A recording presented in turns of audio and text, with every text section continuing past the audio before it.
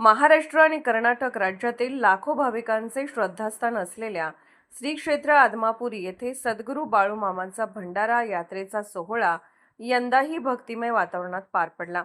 रविवारी पारंपरिक उत्साहात बाळूमामांचा भव्य रथोत्सव संपन्न झाला।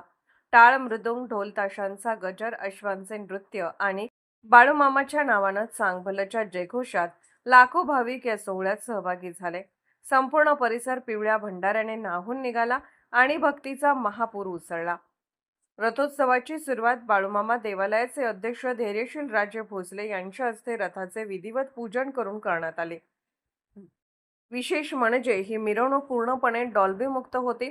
पारंपरिक वाद्यांच्या गजरात निघालेल्या या मिरवणुकीत जेसीबीच्या सहाय्याने तब्बल 25 टन भंडाऱ्याचे उधळण करण्यात आले। निढोरी ते आदमापूर या सुमारे 2 किलोमीटरच्या मार्गावर भंडाऱ्याचा पिवळा गालीचा पसरल्याचे दृश्य पाहायला मिळाले। बाळूमामांच्या यात्रेत दुधाच्या कलशाची परंपरा विशेष मानली जाते। 19 विविध बग्गीमधील मेंढ्यांच्या दुधाचे कलश निढोरी येथे एकत्र आणण्यात आले।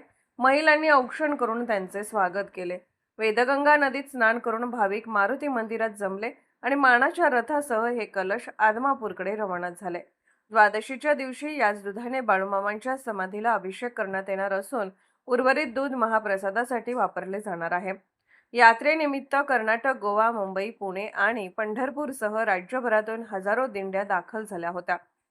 ग्रामस्थ आणि स्वयंसेवकांनी भाविकांसाठी खिचडी, फळे, ताक, सरबत आणि अन्नदानाची मोफत व्यवस्था केली होती। दरम्यान रथोत्सवाच्या पार्श्वभूमीवर हेलिकॉप्टरमधून पुष्पवृष्टी करण्यात आली। मंदिराचा कळस, भक्तनिवास परिसर आणि राधानगरी निपाणी मार्गावरून निघालेल्या रथावर पुष्पवृष्टी होताच भाविकांनी बाळूमामाच्या नावानं चांगभलचा जयघोष करत वातावरण भक्तिमय केले।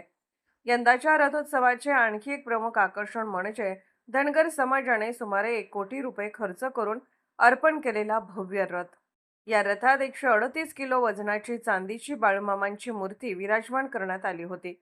या देखण्या रथाचे आणि मूर्तीचे दर्शन घेण्यासाठी लाखो भाविकांनी मोठी गर्दी केली होती।